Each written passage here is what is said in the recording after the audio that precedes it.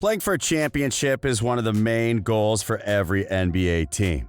However, while it sounds like a simple thing to do, few franchises manage to remain as championship contenders for long periods, and even fewer manage to win at all. Still, one of the few things that could be harder than reaching that status or actually winning one or more championships is when a team is considered among the best in the league but repeatedly fails to perform come playoff time. And while the Houston Rockets wouldn't be the first to fall into this category, their shortcomings suggest they could join the list of teams that miss on winning a ring despite counting with an established superstar. Unless they do something about it, of course. Welcome to Courtside. Today, we're talking about what comes next for a Rockets team that remains without a championship in the James Harden era. Back in the summer of 2012, the Rockets decided to trade for Harden in a move that would become a key part of their future. At the time, the trade was looked at as a risky one, given that Harden hadn't proved he could be the main option of a team before. Still, Houston decided to take a chance on the then reigning sixth man of the year with the hope that he would turn into a franchise player that would be able to take them back to the playoffs. As we know by now, the move worked to perfection for the team as they've reached the postseason in each of the 8 seasons. The Beard has played for them, breaking the record for the most consecutive playoff appearances in franchise history. Then, as Harden turned into a superstar, the Rockets became one of the league's elite teams and have been considered as championship contenders for the better part of the last 5 seasons.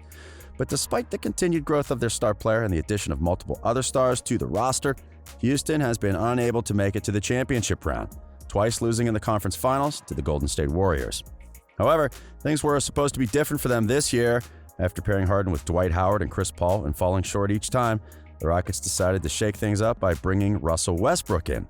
Westbrook, a former MVP and teammate of Harden during his first few seasons in Oklahoma City, was expected to form one of the best duos in the league along with the Beard and help the team finally get over the hump. But when everything was said and done, the Rockets were eliminated in the second round of the playoffs for the second straight season, despite enjoying a few stretches of dominance during the regular season with their super small ball. The result, widely considered as a disappointment for the team, left the organization with a lot of questions regarding the future and was followed by the departures of head coach Mike D'Antoni and general manager Daryl Morey. Under D'Antoni, Houston had its best regular season ever while also enjoying the best 3-year stretch in franchise history from 2016 to 19 and coming a win away from reaching the NBA Finals in 2018. The coach also helped Harden get better on both ends of the court as the shooting guard led the league in assists in 2017 and has won the last 3 scoring titles while also showing improvements on defense over the last few years. For his part, Morey guided the team to the league's second most wins during his 13-year tenure, only behind the San Antonio Spurs. During his first season as general manager, he helped the Rockets return to the playoffs and, a few years later, guided them through a rebuild as the Tracy McGrady and Yao Ming era came to an end. He was responsible for acquiring Harden in 2012 and leading the team to its most successful era since the 90s, guiding the franchise to a 640-400 record since 2007. But now, with both men leaving the team, it's clear the Rockets will go through some changes. And while they expected to bring the duo back for a few more years, the fact that both decided to leave might actually help them going forward. Morey and D'Antoni were perhaps one of the happiest coach and GM marriages in the league as both valued advanced metrics and focused on them to build a roster around Harden, while also making three-point shooting a key element to their plan. And while that approach resulted in some incredible numbers for the Rockets' offense and Harden's statistics, as well as in plenty of wins during the regular season, it wasn't enough to carry the team through the playoffs. Relying on advanced metrics, the duo created a style of play that focused almost exclusively on scoring either from three-point range or close distance while disregarding the mid-range. That strategy meant the Rockets became the team that shot the most three-pointers despite not being the best at it. And while it helped them win most of the games, it turned them into one of the most predictable teams in the league. It also altered Houston's roster as the duo tried to acquire players that'd be able to shoot from long range regardless of their size, leading them to have one of the smallest rosters in the league. And then having one of the smallest lineups ever as the Rockets started to play without a traditional center by this season's trade deadline. Both the way the roster was built and the offensive approach of the team raised many questions. Most people questioned whether the Rockets would be able to win games in the playoffs by playing like that. And when the postseason started inside the Orlando bubble, the basketball world received its answer. Houston was barely able to get out of the first round, defeating the Oklahoma City Thunder in the last few seconds of a Game 7. And then it could do nothing to stop the Lakers in the following round. The fact that Westbrook wasn't fully healthy harmed the team's chances to enjoy a deep playoff run. However, it's unlikely he would have been able to make a difference against the Lakers if healthy, as Los Angeles eliminated Houston by beating it at its own game, playing with a small ball lineup that overpowered that of the Rockets. So, Considering the over-reliance on three-point shooting and micro ball have resulted in multiple disappointments in the playoffs, the fact that Morey and D'Antoni decided to leave the team could be a blessing in disguise. After all, despite the many things the duo accomplished together, it's unlikely they would have decided to change their approach, even though it was clear that things weren't working when it mattered the most.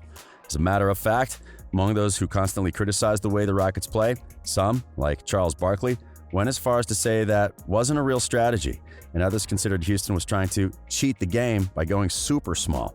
But now that they're both gone, what should the Rockets look to do going forward? Whether owner Tillman Fertitta wanted it or not, the departure of Morey and D'Antoni means the team will have to adopt a new philosophy from now on, as it's unlikely their replacements will try to replicate what they did. In the front office, the team has already settled down on who Morey's replacement will be, as former Vice President of Basketball Operations Raphael Stone will assume the role of GM. Stone will inherit a situation that's not the easiest, given that Houston has a lot of money committed to just a few players and has sent most of its future draft picks away in exchange for some of these players. In that regard, the first thing that comes to mind is Westbrook's and Harden's contracts. Both stars are owed well over $40 million in the following 2 seasons, meaning Houston will use most of its cap space to pay its 2 former MVPs. That, combined with the team's loss in the playoffs and the fact that D'Antoni is gone, could mean that either one of them or both could be traded away for another star on future assets. But while some believe the team should at least consider listening to trade offers for Harden, that's not likely to happen. Despite the team's shortcomings, the Beard is one of the best and most talented players in the league and has been their franchise player since his first day in Houston. That means the Rockets will probably wait at least another season or 2 before putting that option on the table. However, when it comes to Westbrook, things are different. The point guard spent most of his first season trying to fit in within the Rockets system, and while it eventually looked like things were working for him and the team during the weeks before the season suspension, his game is not the best fit along with Harden's. With both guards being ball-dominant players, they're not a natural fit along with each other. And while they may be able to make their pairing work during the reg season, things could be more difficult for them in the playoffs when defenses are playing at a higher level. At the moment, there have already been multiple reports suggesting Westbrook could be on the move, as well as those saying otherwise. However, whether the Rockets decide to move him or not may come down to what they can receive for him in a trade. Aside from the star duo, Eric Gordon, Robert Covington, and PJ Tucker are the only players making considerable money. That means if the team looks to make any trades for a solid player without involving Westbrook and Harden, Gordon, Tucker, and Covington are the main assets.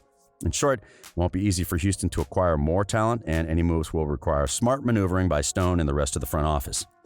The other aspect that needs to be addressed is coaching. At the moment, it has been reported that the team has interviewed at least 7 candidates for the head coaching position, with Jeff Van Gundy, Stephen Silas, and John Lucas emerging as the finalists. Silas is currently an assistant coach with the Dallas Mavericks, which means he has previous experience with a player similar to Harden and Luka Doncic.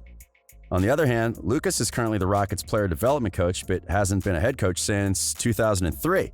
For his part, Van Gundy is currently a broadcast member for ESPN and last served as a head coach for Team USA in the qualifiers for the 2019 World Cup. However, his latest experience as an NBA head coach came with the Rockets from 2003 to 2007. That makes him a familiar option for the team, along with Lucas. In any case, it's still not known when the team will decide who to hire for the position or if it'll conduct interviews with more candidates. And with most big-name coaches already hired by other organizations, perhaps the smartest thing they can do is take their time to decide who's the best option. After all, whoever they decide to sign might be responsible for whether this team returns to the conference finals or keeps on coming short in the early rounds of the playoffs. Overall, Houston is facing one of the most complicated situations in sports, as they're a good team, but not good enough to win a championship yet, and their financial situation and previous playing style don't make things any easier for them going forward. However, they can make things better if they're able to make some smart moves that result in good fit with Harden and hire a coach that makes the offense less predictable. It's possible for them to challenge the top teams in the West. But now, what moves do you think the Rockets should make going forward? Do you believe they'll be able to challenge the Lakers, Clippers, or Warriors next season? Let us know in the comments. We hope you've enjoyed today's video, and if you did, remember to like it and subscribe to our channel for more NBA content. We are Courtside.